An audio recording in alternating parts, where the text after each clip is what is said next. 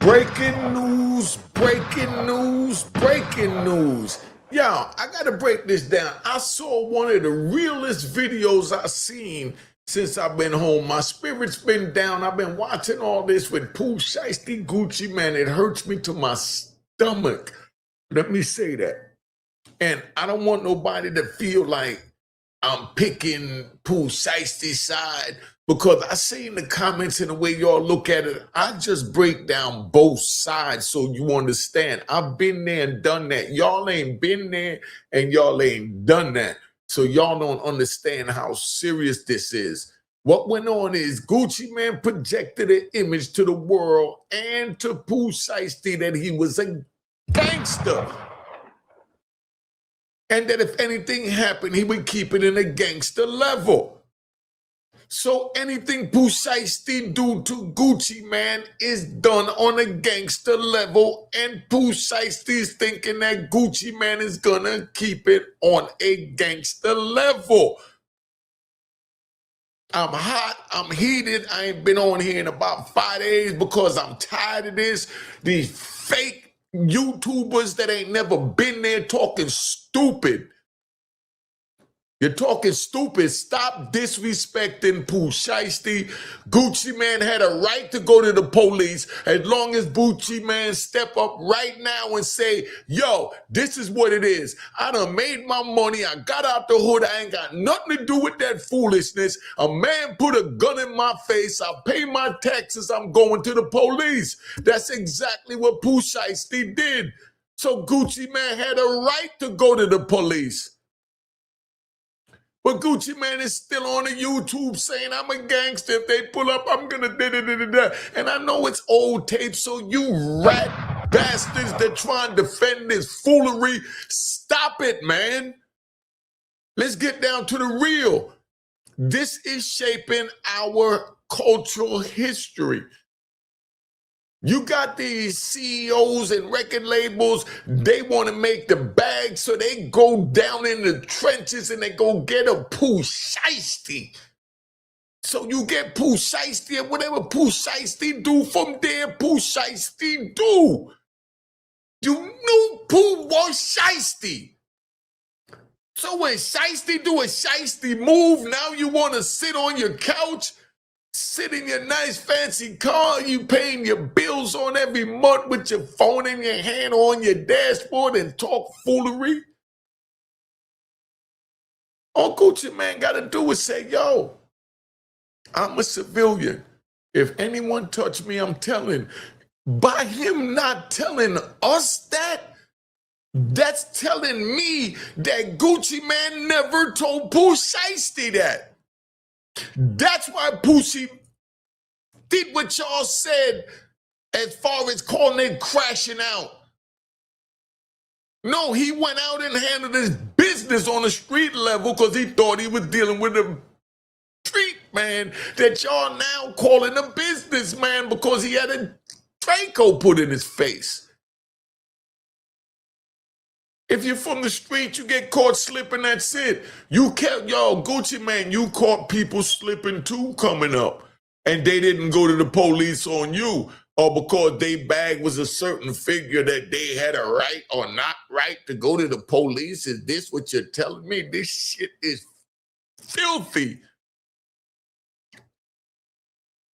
And then y'all watching this trying to justify this. Pooh Shiesty's in jail based on the criminal complaint that said that RD, a.k.a. Roderick Davis, said that it was Pooh Shiesty behind the mask that pulled the Draco on him. You don't need no paperwork. That is the paperwork. That paperwork is so powerful, it's keeping Pooh Shiesty in prison. So stop saying, oh, Gucci Man didn't tell. Oh, he might not go to this and that. He told to the PD, police department, if he go against that, they can get him on perjury in the state. And as you see, Gucci not trying to go to jail. So let's stop the games. Gucci's with them now. Y'all just want to hold on to Gucci. Gucci gone, dog. Don't y'all understand that? Gucci gone. Goo-wop is gone. I'm saying it for him because he ain't man enough to say it. Say it, Gucci. Are you still with the street or are you gone? If you gone, stop the foolishness, stop the diss tracks. Pooh Shiesty in jail, you know he can't make a diss track response, so you had no damn business doing a diss track. That was the violation on the street level. You from the street. I'll never disrespect you. I respect your gangster. But this, I don't respect. And I'm talking to you as an OG, so take it how you want to take it. Your gangster's official. I seen Big Dead go up there and say that you didn't really off the dude, and this one said you didn't off the dude. I don't care about none of that. What I know of Gucci, what I seen is you bout it. And that's what you presented to Pooh Shiesty, and now Pooh Shiesty, they all are up. Let me play my intro. Keep it going.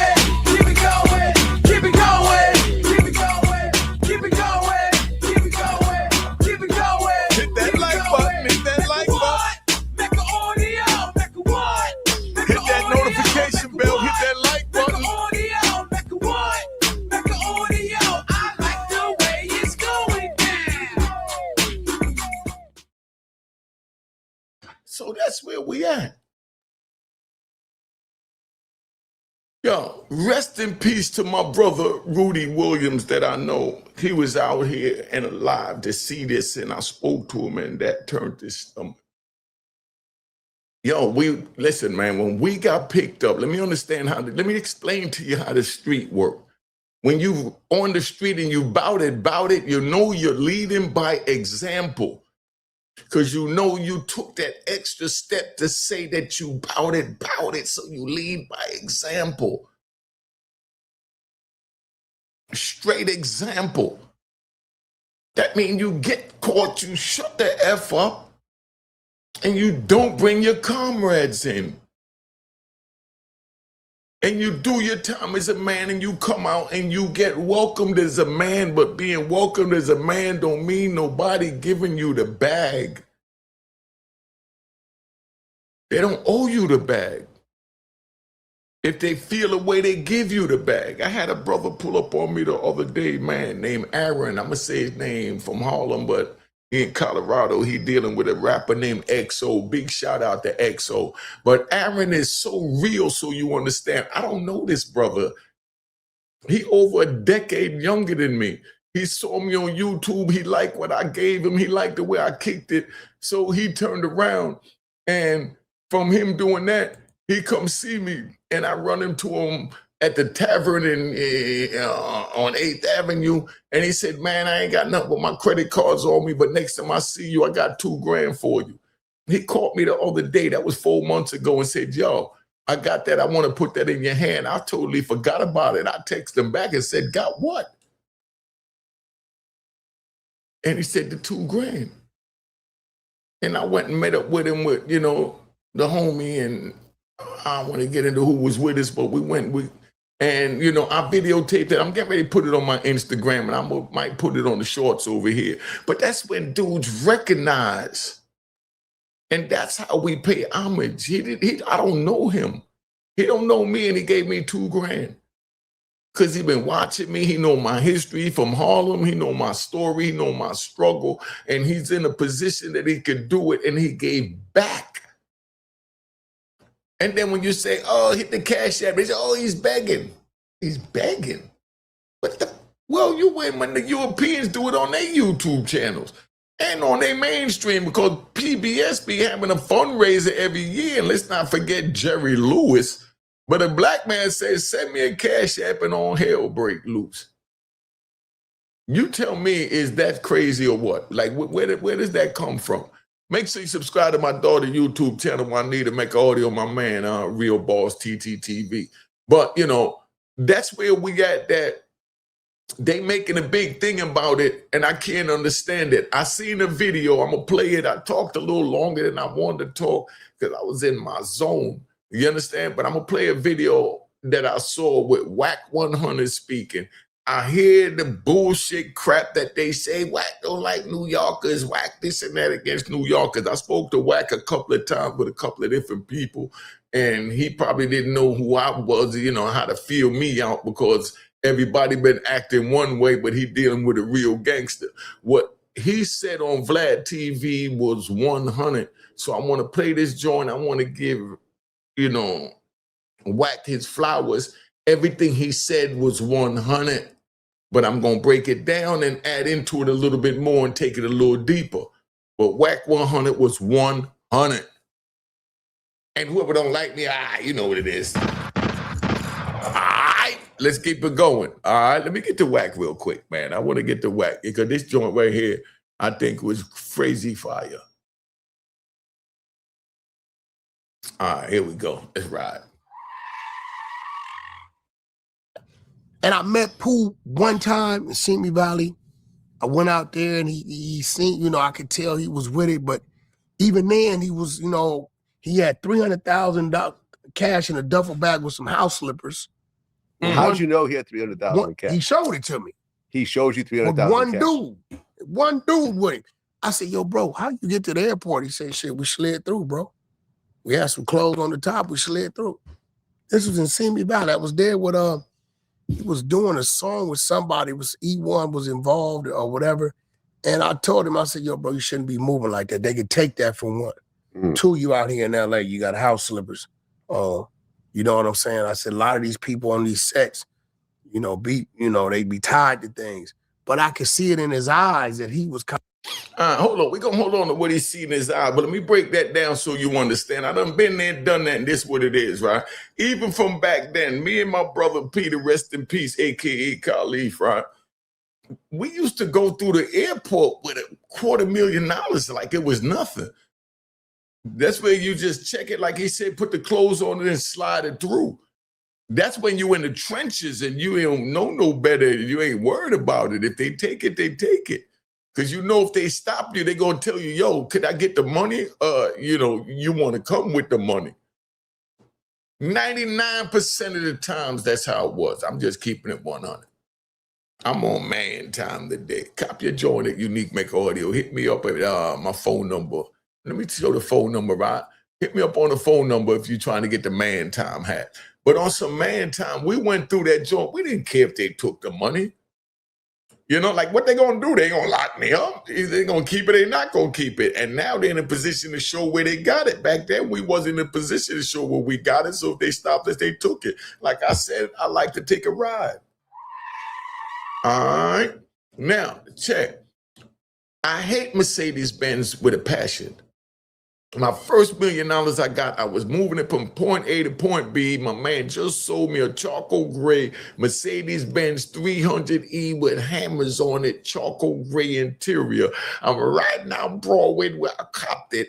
I went down 45th Street, went down 8th Avenue that y'all call Frederick Douglass Boulevard now, went straight down to 140 4th Street, 4th Street, made the left and made the right on Bradhurst and made the right in the garage, and I took the $1 million out the other car and I'm getting ready to move it to the next spot. And as I'm riding down 8th Avenue, I get towards like 7th Avenue and Drew Hamilton, like 143rd, 144th, and 7th.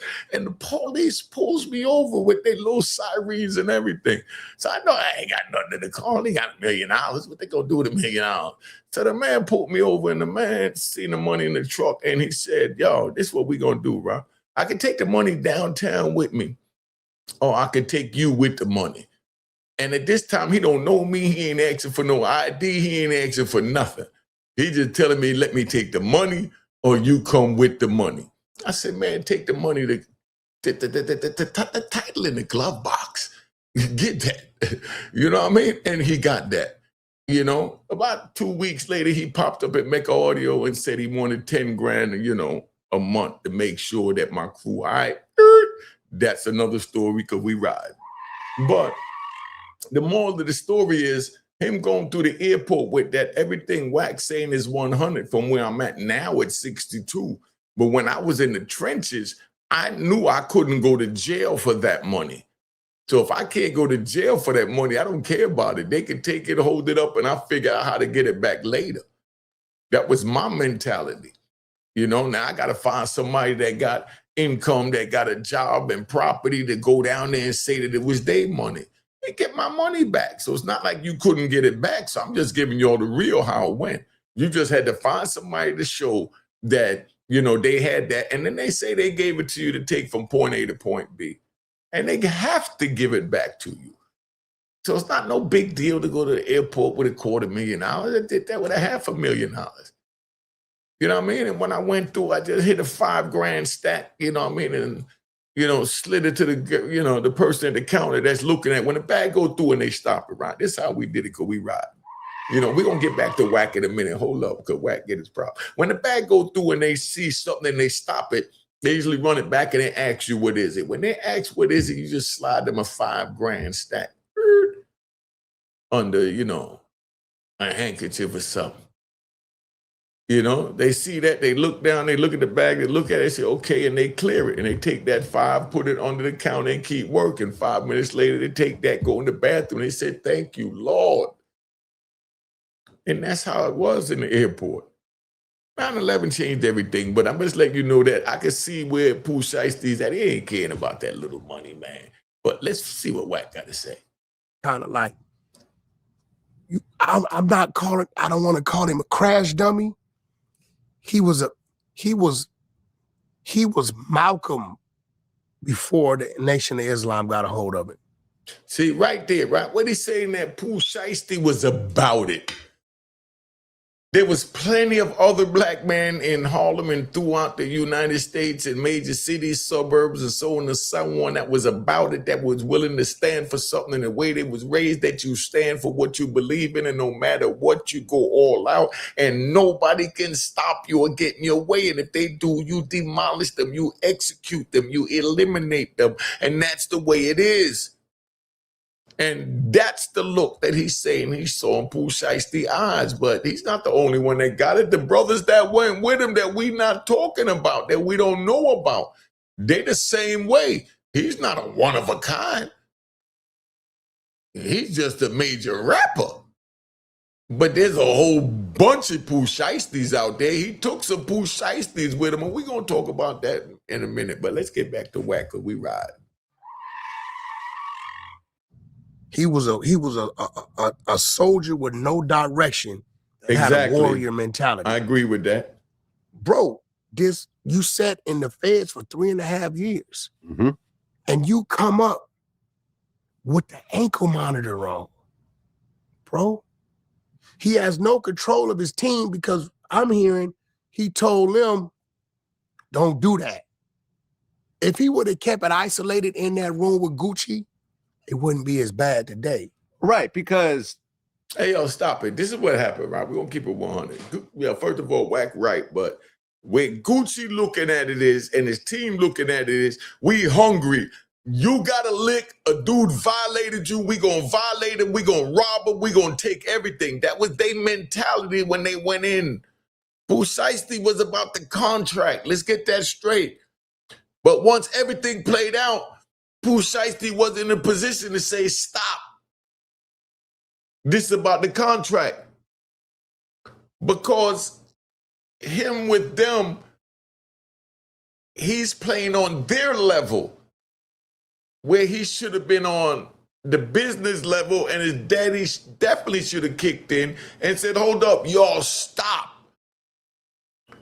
We ain't thinking about they jewels. We ain't here to violate them. We here to get this contract signed, and that's it. But Pooh Shiesty couldn't tell him that, because he's one of them.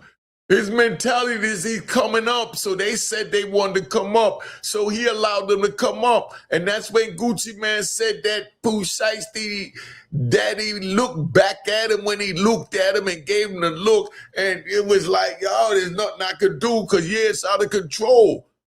It's out of control because you've been your son's friend, his homie. If you was his father, you would have always have that final voice for your child. If you don't have that final voice for your child, you have no respect from your child.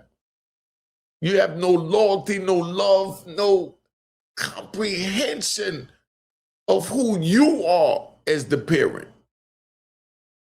So Pooh Shiesty's father, yeah, he could have stopped it. Pooh Shiesty, he could have, but he looked at it from where they at, because he's where they at. He's just coming out of jail. To them, it's a come up. Pooh Shiesty understand they looking at it as a come up, but he should have got out that mentality and looked at it like, whoa, stop. What's going on here? Somebody tell me if I'm right or wrong, man. Put in the comments. I know you rat bastards and flip-flop wearing and public trolls always got something to say. And that's why I'm going to give you 3 seconds to get that off my channel. All right. And take that with you on the way out. Let's get back to Wack, because we ride. You know, 1090 Jake pointed this out. If his goal was to change the contract, why did he then rob Gucci and then let all his guys rob everyone outside? Rob and assault and all this. Nothing makes sense to me in that situation. It just seems like a crash out. If the plan was to get him to sign a piece of paper, why are you taking his earrings off his ears? Why are you taking his wedding ring? Why are you taking his watch? They were choking him out. One of them was threatening to kill the other guy if he kept moving. Like this has turned into the worst possible situation. Vlad, listen, bro. Listen. This is what I'm saying. So once you did, if he'd have kept it in there, then that's a different thing. But now when you took it there, you know, at that point in time, people like Wack, you know, this ain't right. This ain't the ways of the streets. I don't believe Gucci went there to do street business. And I keep telling people, hey, bro, people change, people evolve. You know what I mean? You can't expect a person to deal with something today that maybe he would have dealt with 10, 15 years ago differently. All right, stop. I'm gonna run that back, right? I'm gonna have to clarify that, right? They talking about how they went up in there and they wound up robbing them for the jewels and they didn't go there for that. They went for the contract. They're 100% right. Both of them is right. Even though Vlad is not from the street, Vlad is right as well. Because they went there to get the contract signed. But bottom line, like I just said earlier, Pooh Shiesty hungry. Pooh Shiesty still had the mentality of a wolf from Memphis on the street. That's why when Hernandez Govan get up here and talk, I listen to him. Like I said, I love to interview him because he's straight. Yo, the best, listen, man. I don't care what y'all say, the rumors, whatever. I don't know none of that. I won't get into that. I just use the topics to give my, wisdom. But Hernandez Govan is a straight man from Memphis that represent and would die for Memphis. He's still alive. Y'all see him on YouTube. You look for things to pick at. You know what I mean? But from man to man, that's a man. Period. I don't know his history because y'all going to put in the comments, he told this, he did that. I don't know nothing about none of that. What I seen is that man go to trial. He held his own, and I seen him cry tears when he won. Because that's what we do. We're still human at the end of the day. And then you get these bloggers, oh, he cried. You mother, right, he cried. I would cry. Nobody's saying it is tough, emotionless, this and that. Come on, dog. But bottom line is, the way this thing went down, they wound up robbing them for the jewelry, allegedly, because they was hungry. They came to get a lick. The lick was to rob Gucci Man. In their mind, the lick was not to get a contract signed. That wasn't fully understood to them. Because if that wasn't understood to them, then they would know that you coming to do this, you got lifetime money with me. You got lifetime points in this with me. They didn't know that they had points in it. Maybe the points wasn't offered. But you take a man to get you out of a multi-million-dollar contract, 5, 6 dudes go with you. That means that they got to even get 1 point. They ain't got to get no more than one. They can live happily ever after with one for getting a contract signed. Nobody thought of that, right? They thought that what they was getting is what they got, which was the alleged watch and ring. And they gonna sell that and they gonna make their money that way, and they about their business, and they represented their homie because they didn't do it for $1. They did it from the heart. They did it from the principle of the thing because they violated their man principle. And their man felt it was worth going to war. So they went to war with him. Do anybody understand the words that coming out of my mouth? I'm talking something else. Y'all better share this video, man.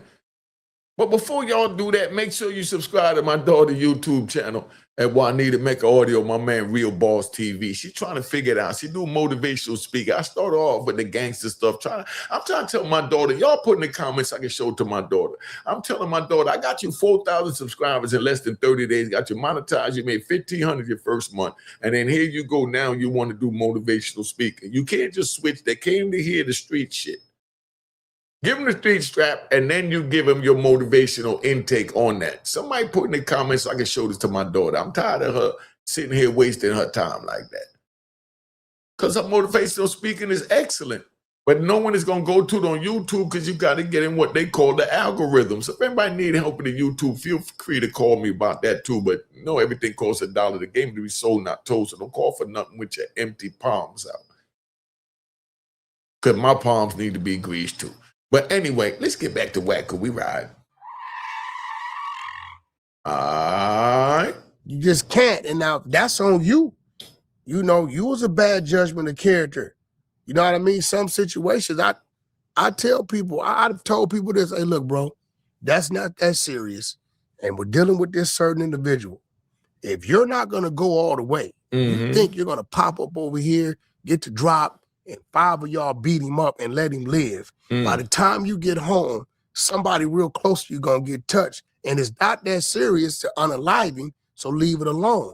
Like, you have to be a great judgment of character and know who you're dealing with. Vlad.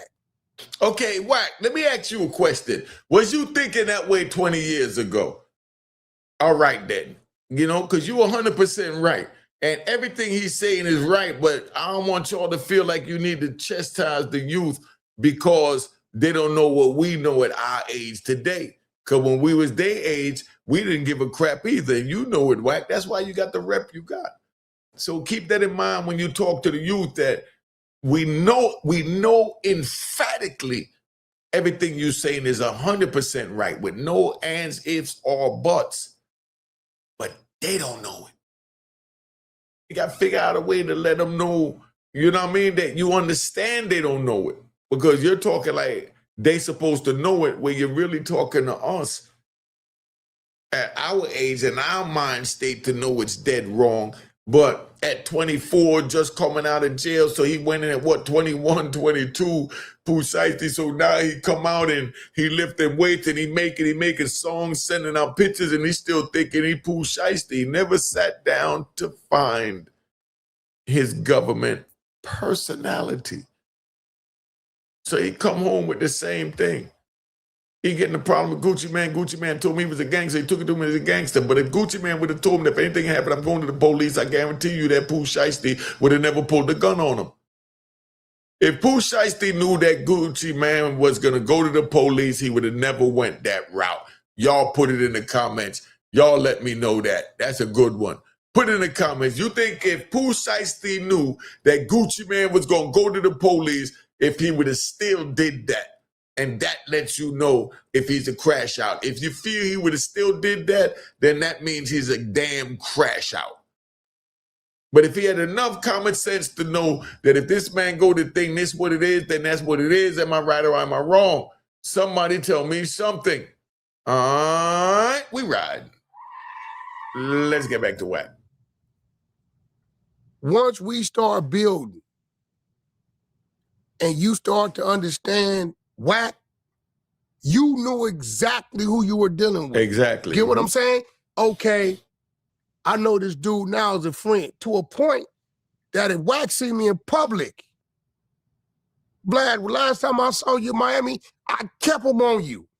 Soon as I looked at your wrist, hey, y'all too, stay on him. You ain't say, you ain't asked me nothing. I didn't tell you nothing. I have my own security though, by the way. That's great. God damn it. Just so people know. Listen, no. The whole I wasn't slipping that day. The whole building was full of security. Right. But when I see Vlad, I just saw Vlad. I didn't see the people I'm used to seeing with you. My man got the Richard on the wrist. Right. So automatically, right, whatever with me is with you. Hey, yo, y'all stay on Vlad, right? I don't know what people be thinking. You get what I'm saying? So it's like you got to know who you're dealing with, bro. You can't, just because you are living this imaginary New Jack City, American me, American gangster thing in your head. Music is supposed to be entertainment. Because if these artists was really doing what they said they was doing in real life, they incriminating themselves. And I will say this era artist versus the old era artists, Ice Cube would tell you he started this gangster shit. Never seen a substation. He meaning the style of gangster rap, kind of like a street reporter on what goes on, not to say he's doing it. The artists today, they're really doing what they talking about. And that's what we're going to leave it off at. See, that's what it's all about, you know. They doing it, and they have social media to make them become famous, being that the record label is taking too long. They'd rather be social media famous and post that they did a hit at 4 o'clock on whatever street. You know, this is where we at right now. And this is what we're trying to prevent over here at Unique Mecca Audio. So we're not taking Pooh Shiesty's side. From a street point of view, I am taking this side. But from where I'm at today at 62 years old, Pooh Shiesty is a crash dummy. That's what you call a crash dummy. But for somebody 26 that don't have that guidance, making a move of that magnitude against someone that told him that he was from the street, then he was handling his business. If you agree or disagree, y'all put in the comments. I'm about to be out of here. All right.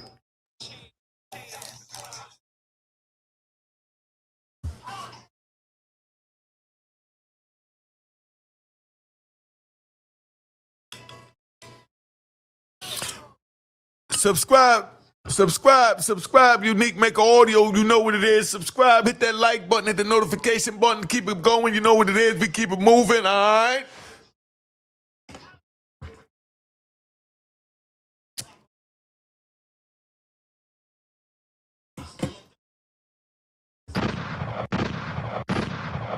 Hit that like button, hit that like button, hit that like button, subscribe, hit the notification bell. You know, keep it moving, let's keep it moving.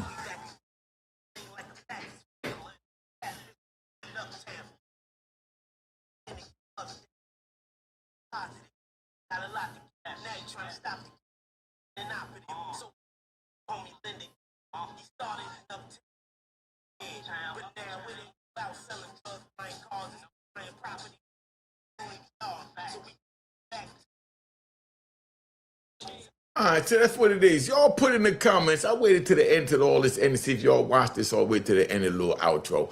If y'all want to hear me finish the rest of this, y'all put in the comments, let me know. Give me an emoji. That's it. If y'all want me to finish this. All right? We out of here. Let's get this thing moving, man. All right? Y'all good? Because I'm good. All right?